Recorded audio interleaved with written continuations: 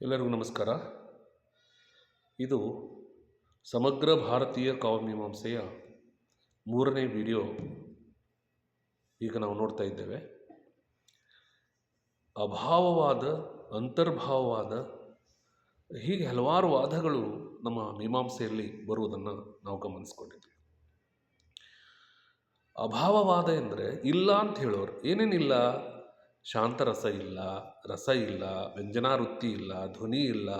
ಹೀಗೆ ಭಾರತೀಯ ಕಾವ್ಯಮೀಮಾಂಸೆಯ ಪರಿಕಲ್ಪನೆಗಳನ್ನು ನೋಡುತ್ತಾ ಹೋದಾಗ ಅವುಗಳು ಇಲ್ಲ ಅಂತ ಹೇಳೋದೇನಿದೆಯಲ್ಲ ಅದಕ್ಕೆ ಅಭಾವವಾದ ಅಂತ ಕರೀತಾರೆ. ಅಂತರ್ಭಾವವಾದ ಅನ್ನುವಂಥವರು ಅವರು ಹೇಳ್ತಾರೆ ಇವೆಲ್ಲ ಇದೆ, ಇದನ್ನು ವಿಶೇಷವಾಗಿ ಹೇಳಬೇಕು ಅಂತೇಳಿ ಹೇಳೋದಿಲ್ಲ, ಅದಕ್ಕೆ ಅಂತರ್ಭಾವವಾದ ಅಂತ ಕರೀತಾರೆ. ಹಾಗೆ ಅಂತರ್ಭಾವವಾದದ ಬಹಳ ಮುಖ್ಯವಾದ ವ್ಯಕ್ತಿ ಅಂದರೆ ಕುಂತಕ. ಇದು ವಕ್ರೋಕ್ತಿ ಜೀವಿತ ಬಂದು ಕೊಟ್ಟಾಗ ಬಹಳ ದೊಡ್ಡ ಕ್ರಾಂತಿ ಆಯಿತು ಭಾರತೀಯ ಕಾವ್ಯಮೀಮಾಂಸೆಯಲ್ಲಿ. ಆದಿಪುರಾಣ ಇದು ಬಹಳ ದೊಡ್ಡ ಕೆಲಸ ಮಾಡಿತು ನಮ್ಮ ಮೀಮಾಂಸೆಗೆ ಸಂಬಂಧಪಟ್ಟಂತೆ ಬಂದಾಗ. ಅದು ಹೇಳ್ತದೆ ಕೊಂಕುವೆತ್ತ ಪೊಸ ನುಡಿ ಅಂತೇಳಿ ವಕ್ರೋಕ್ತಿ ಬಗ್ಗೆ ಆದಿಪುರಾಣದಲ್ಲಿ ಹೇಳಿದರು. ಅಂದರೆ ಪಂಪನ ಪ್ರಕಾರ ವಕ್ರೋಕ್ತಿ ಅಂದ್ರೆ ಏನು? ಕೊಂಕುವೆತ್ತ ಹೊಸ ನುಡಿ ಅಂತ. ಅದು ಹೊಸ ನುಡಿ, ಆದರೆ ಅದರಲ್ಲಿ ವಕ್ರೋಕ್ತಿ ಇರ್ತದೆ. ಅಂದರೆ ಒಂದು ನಿರ್ದಿಷ್ಟವಾಗಿರ್ತಕ್ಕಂಥ ವಿಷಯವನ್ನು ಸಮರ್ಥಿಸುವಂಥ ಅಂಶವನ್ನು ವಕ್ರೋಕ್ತಿ ಅಂತ ಕರೆದ ಪಂಪ. ನೆಕ್ಸ್ಟು ದಂಡಿ ಬರ್ತಾನೆ. ದಂಡಿ ಏನು ಮಾಡಿದ? ಇಡೀ ಸಾಹಿತ್ಯವನ್ನು 2 ವರ್ಗಗಳಲ್ಲಿ ವಿಂಗಡಿಸಿದ. ಅವನು ಸಾಹಿತ್ಯವನ್ನು ವಾಂಗ್ಮಯ ಅಂತ ಕರೆದ. ವಾಂಗ್ಮಯ ಅಂದರೆ ಸಾಹಿತ್ಯ. ಅವನು ಹೇಳಿದ ಭಿನ್ನಂ ದ್ವಿಧ ಸ್ವಭಾವೋಕ್ತಿರ್ ವಕ್ರೋಕ್ತಿಶ್ಚೇತಿ ವಾಂಗ್ಮಯ. ಸ್ವಭಾವೋಕ್ತಿ ಮತ್ತು ವಕ್ರೋಕ್ತಿ ಎಂದು ಸಾಹಿತ್ಯದಲ್ಲಿ 2 ವಿಧಗಳು ಅಂತೇಳಿ ಆತ ಮೊಟ್ಟ ಮೊದಲು ವಿಂಗಡಣೆ ಮಾಡ್ದ. ಆಮೇಲೆ ಆತ ಹೇಳ್ದ ವಕ್ರೋಕ್ತಿ ಯಾವುದಕ್ಕೆ ಕರಿಬೇಕು? ಸ್ವಭಾವೋಕ್ತಿಯನ್ನು ಉಳಿದೆಲ್ಲ ಅಲಂಕಾರಗಳನ್ನು ಕೂಡ ವಕ್ರೋಕ್ತಿ ಎಂದು ಕರೆಯಬೇಕು ಅನ್ನುವಂಥ ಸಂಜ್ಞೆಯನ್ನು ಅವನು ಕೊಟ್ಟ. ಸ್ವಭಾವೋಕ್ತಿ ಅಂದ್ರೇನು? ಇದ್ದದ್ದನ್ನು ಇದ್ದ ಹಾಗೆ ಹೇಳುವುದು ಸ್ವಭಾವೋಕ್ತಿ. ಇದನ್ನು ಅಲಂಕಾರ ಅನ್ನಬಹುದೇ? ಈಗ ತುಂಬ ಚರ್ಚೆಗಳು ಮೀಮಾಂಸೆಯಲ್ಲಿ ಬರುತ್ತವೆ. ಇನ್ನು ವಕ್ರೋಕ್ತಿ ಜೀವಿತದೊಳಗೆ ಒಂದು ಪ್ರಸಿದ್ಧವಾದ ಮಾತನ್ನು ವಕ್ರೋಕ್ತಿ ಬಗ್ಗೆ ಹೇಳ್ತಾನೆ. ಅವನೇನು ಹೇಳ್ತಾನಂದರೆ ವಕ್ರೋಕ್ತಿ ಪ್ರಸಿದ್ಧಾಭಿಧಾನಾತಿ ರೇಖಿಣಿ ವಿಚಿತ್ರೈವ ಅಭಿಧ. ಅಂದರೆ ಲೋಕರೂಢಿಯ ಮಾತಿನ ಸ್ಥಿತಿಯನ್ನು ದಾಟಿದ ಮನೋಹರವಾದ ಉಕ್ತಿಯೇ ವಕ್ರೋಕ್ತಿ. ನಿತ್ಯ ಮಾತನಾಡುವ ಹಾಗೆ ಮಾತನಾಡಿದ್ರೆ ಅದಕ್ಕೆ ಸ್ವಭಾವೋಕ್ತಿ ಅಂತ ಕರೀತಾರ. ಆದರೆ ಆ ನಿತ್ಯದ ಮಾತಿನಿಗಿಂತ ವಿಶಿಷ್ಟವಾಗಿರ್ತಕ್ಕಂತಹ ಮಾತಿನ ಸ್ಥಿತಿಯನ್ನು ವಕ್ರೋಕ್ತಿ ಎಂದು ಕರೆದ. ಈ ರೀತಿ ವರ್ಣಿಸಿರ್ತಕ್ಕಂಥ ಗ್ರಂಥ ಯಾವುದು? ವಕ್ರೋಕ್ತಿ ಜೀವಿತ.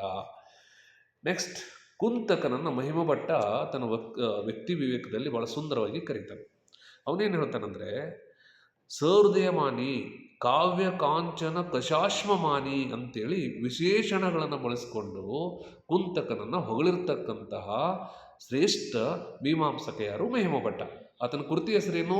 ವ್ಯಕ್ತಿ ವಿವೇಕ. ಅವನು ಹೇಳ್ತಾನ ಸಹೃದಯಮಾನಿ, ಸಹೃದಯನಿಗೆ ಇಷ್ಟವಾಗುವವ, ಕಾವ್ಯ ಕಾಂಚನ ಕಶ್ಮಾಶ್ಮಯಾಮಿ. ಎಷ್ಟು ಸುಂದರವಾಗಿ ಕರೀತಾನೆ. ಹಾಗೆ ಕುಂತಕನನ್ನು ಅವನು ಕೊಟ್ಟಿರ್ತಕ್ಕಂಥ ವಕ್ರೋಕ್ತಿಯನ್ನು ನೋಡಿ ಮಹಿಮಭಟ್ಟ ಹೇಳಿದ. ನೆಕ್ಸ್ಟ್ ಬರೋದು ರಸವತ್ವವೇ ಕಾವೈಕ ಸಾರ. ಕುಂತಕ ಹೇಳ್ತಾನೆ ಕಾವ್ಯದ ಸಾರ ವಕ್ರೋಕ್ತಿ ಆಗೋದಿಲ್ಲ, ರಸ ಆಗ್ತದೆ. ರಸವತ್ವವೇ ಕಾವೈಕ ಸಾರ ಅಂತೇಳಿ ಕಾವ್ಯದ ಸಾರ ಎಂದರೆ ರಸ. ಹೀಗೆ ವಕ್ರೋಕ್ತಿಕಾರನಾಗಿರ್ತಕ್ಕಂಥ ಕುಂತಕ ಹೇಳಿದ. ನೆಕ್ಸ್ಟ್ ಕುಂತಕ ಹೇಳ್ತಾನೆ ಏನಂದರೆ ಕವಿ ಮಾರ್ಗ ಕವಿ ಸ್ವಭಾವಾನುಸಾರಿ ಎಂದು ಸುಕುಮಾರ, ವಿಚಿತ್ರ ಮಾರ್ಗ ಮತ್ತು ಮಧ್ಯಮ ಮಾರ್ಗಗಳನ್ನು ಹೇಳಿದವನು. ಕಾವ್ಯ ಮಾರ್ಗ ಹೇಗಿರುತ್ತದೆ ಅಂದರೆ ಕವಿಯ ಸ್ವಭಾವದಂತೆ ಇರುತ್ತದೆ. ಅಂದರೆ ದಕ್ಷಿಣದ ಕವಿಯೊಬ್ಬನು ಉತ್ತರದವರಂತೆ ಬರೆಯಬಹುದು, ಉತ್ತರದ ಕವಿಯೊಬ್ಬನು ದಕ್ಷಿಣದವರಂತೆ ಬರೆಯಬಹುದು. ಆದರೆ ಬರೆಯುವುದು ಕವಿಯ ಸ್ವಭಾವಾನುಸಾರ. ಹಾಗಾಗಿ ಕಾವ್ಯ ಮಾರ್ಗ ಅನ್ನೋದು ಅದು ಕವಿಯ ಸ್ವಭಾವಕ್ಕೆ ಅನುಸಾರವಾಗಿ ಇರುತ್ತದೆಯೋ ವಿನಃ ಕಾಶ್ಮೀರದವನು ಕಾಶ್ಮೀರದಂತೆಯೇ, ಕರ್ನಾಟಕದವನು ಕರ್ನಾಟಕದಂತೆಯೇ ಅಂತ ಹೇಳುವುದು ತಪ್ಪು. ಹೀಗೆ ಹೇಳಿ ಕಾವ್ಯವನ್ನು ಬರೆಯುವ ಮಾರ್ಗಗಳು 3. ಅವುಗಳು ಅಂದರೆ ಒಂದು ಸುಕುಮಾರ ಮಾರ್ಗ, ಒಂದು ವಿಚಿತ್ರ ಮಾರ್ಗ, ಇನ್ನೊಂದು ಮಧ್ಯಮ ಮಾರ್ಗ ಅಂತೇಳಿ ಕುಂತಕ ಕಾವ್ಯ ಮಾರ್ಗವನ್ನು ವಿವರಿಸಿದ. ನೆಕ್ಸ್ಟು ವಕ್ರೋಕ್ತಿ ಜೀವಿತದ ಇನ್ನೊಂದು ಮಾತು ಬರ್ತದೆ, ವಿಚಿತ್ರೈವ ಅಭಿಧ ಎನ್ನುವಂಥ ಉಕ್ತಿಯನ್ನು ಒಳಗೊಂಡಿರೋದು. ಅಭಿಧ ಅಂದ್ರೆ ಏನು? ವಿಚಿತ್ರವಾಗಿರುವುದು ಅಭಿಧ. ವಾಚ್ಯ ಅಂದರೆ ವಿಚಿತ್ರ, ವೈಚಿತ್ರ್ಯ. ವಿಚಿತ್ರ ಅಂದರೆ ಏನು ಬೇಕಂದು ಹೇಳೋದಂತಲ್ಲ, ಹೌದಾ? ಹಾಗೆ ಇರುವುದಕ್ಕೆ ಅಭಿಧ ಅಂತ ಕರಿಬೇಕು ಅಂತ ವಕ್ರೋಕ್ತಿ ಜೀವಿತಕಾರ ಹೇಳಿದ. ವಕ್ರೋಕ್ತಿವಾದಕ್ಕೂ ಧ್ವನಿವಾದಕ್ಕೂ ವಸ್ತುವಿನಲ್ಲಿ ಭೇದವಿಲ್ಲ ಅಂತ ಹೇಳಿದವನು ಯಾರು? ಮಹಿಮ ಭಟ್ಟ. ಇದರ ಅರ್ಥ ಏನು? ಮಹಿಮ ಭಟ್ಟ ತಾನು ಧ್ವನಿಯನ್ನು ಖಂಡಿಸುವುದಕ್ಕೋಸ್ಕರ ಬಂದಿರತಕ್ಕಂಥ ವ್ಯಕ್ತಿ. ಇವನು ವಕ್ರೋಕ್ತಿಯನ್ನು ಒಪ್ಪಿಕೊಳ್ಳುತ್ತಾನೆ, ಧ್ವನಿಯನ್ನು ಒಪ್ಪಿಕೊಳ್ಳುವುದಿಲ್ಲ. ಆದರೆ ವಕ್ರೋಕ್ತಿಗೂ ಮತ್ತು ಧ್ವನಿಗೂ ವ್ಯತ್ಯಾಸವಿಲ್ಲ ಅಂತ ಹೇಳೋದ್ರ ಮೂಲಕ ಎರಡನ್ನು ಒಂದೇ ಸಾಲಿನಲ್ಲಿ ತರುವಂಥ ಕೆಲಸವನ್ನು ಮಾಡಿದ. ಕ್ವಶನ್ ನಂಬರ್ 30 ಹೀಗೆ ಹೇಳ್ತದೆ: ಕವಿ ವ್ಯಾಪಾರ ವಕ್ರತೆ ಎನ್ನುವುದು ಒಳಗೊಳ್ಳುವ ತತ್ವಗಳು ಯಾವ ಯಾವುವು? ರೀತಿ, ಅಲಂಕಾರ, ಧ್ವನಿ, ರಸ. ಈ ಎಲ್ಲ ಕಾವ್ಯ ತತ್ವಗಳನ್ನು ಕೂಡ ಕವಿ ವ್ಯಾಪಾರ ವಕ್ರತೆಗೆ ಒಳಗೊಳ್ಳಬೇಕು ಅನ್ನೋದನ್ನು ನಾವು ತಿಳ್ಕೋಬೇಕು. ಸಾಮಾನ್ಯವಾಗಿ ಏನು ಹೇಳ್ತಾರೆ? ಧ್ವನಿ ಅನ್ನೋದರಲ್ಲಿನೇ ವ್ಯಾಪಾರ ವಕ್ರತೆ ಇದೆ ಅಂತ ತಿಳ್ಕೊತೀವಿ. ಹಾಗೇನಿಲ್ಲ. ರೀತಿಯಲ್ಲಿ ವಕ್ರತೆ, ಅಲಂಕಾರದಲ್ಲಿ, ಧ್ವನಿಯಲ್ಲಿ, ರಸದಲ್ಲಿ, ಎಲ್ಲ ಕಾವ್ಯ ತತ್ವಗಳಲ್ಲೂ ಕೂಡ ಕವಿ ವ್ಯಾಪಾರ ವಕ್ರತೆ ಇದೆ ಎನ್ನುವುದನ್ನು ನಾವು ಗಮನಿಸಬೇಕು. ನೆಕ್ಸ್ಟ್ ಏನಂದರೆ, ಪ್ರತಿಯೊಂದು ಅಲಂಕಾರದಲ್ಲೂ ಕವಿ ಪ್ರತಿಭೆಯಿಂದ ಉಂಟಾದ ಸೌಂದರ್ಯವಿರಲೇಬೇಕು ಎಂದು ಪ್ರತಿಪಾದಿಸಿದವನು ಕುಂತಕ.